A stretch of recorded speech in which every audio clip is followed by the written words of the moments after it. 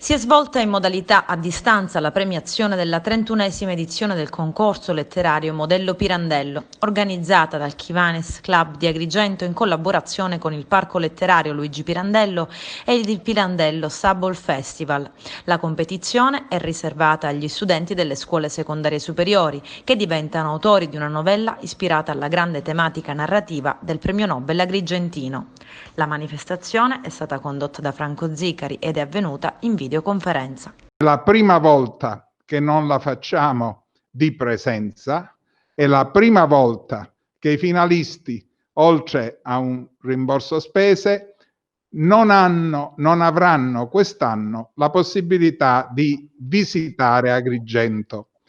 Negli altri anni Kiwanis ha sempre permesso ai ragazzi di venire di presenza e partecipare a una cerimonia con qualche intervento musicale, interventi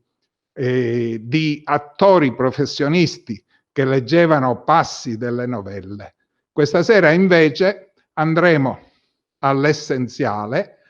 faremo solo la presentazione di questi finalisti e naturalmente poi la premiazione. 31 anni che questo premio Modello Pirandello sta facendo la storia anche del Distretto Italia e sono 31 anni, Franco, che abbiamo il piacere di avere un socio kiwaniano come te all'interno del Kiwanis San Marino, il Distretto Italia San Marino. Devo ringraziare gli sponsor che sono presenti e devo ringraziare il luogotenente, perché tutti insieme stiamo facendo una grandissima attività coerente con quella che è la nostra mission, Serving the Children of the World, servire i bambini del mondo.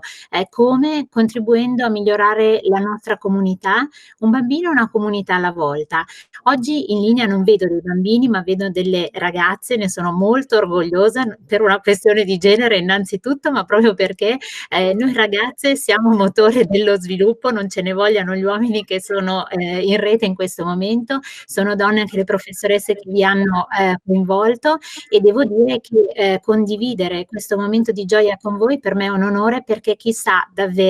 domani qualcuna di voi potrebbe diventare una scrittrice di talento. Sono onorata di aver ricevuto questo premio e la possibilità di partecipare. Ho scritto questo basandomi soprattutto sull'immagine della maschera di Pirandello. Come sappiamo, noi sappiamo che la tematica principale di Pirandello è proprio la maschera, e ho deciso di inserirla ai nostri giorni, nel nostro XXI secolo, quando effettivamente l'immagine e la maschera che adesso conserviamo tutti, indossiamo tutti, è quella che noi abbiamo anche nei social.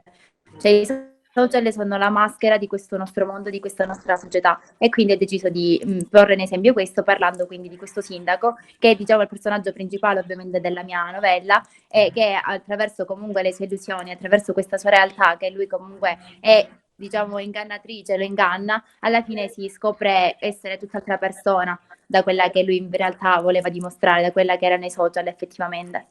E il mio personaggio è un personaggio piuttosto particolare, appunto, come preannuncia il titolo, è un personaggio caratterizzato da questa personalità chimerica, proprio perché è dilaniato da questa dicotomia dell'essere e dell'apparire, un po' quello che Pirandello definisce la corda civile e la corda pazza. Quindi all'interno della novella ho cercato appunto di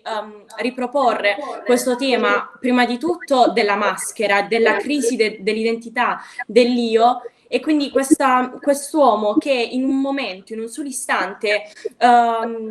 cerca nel pieno del suo flusso di coscienza di far emergere quella che è la sua corda pazza, la corda saggia, e questo frammento di diversità che lo caratterizza, e lasciare andare quella corda civile che finalmente si spezza.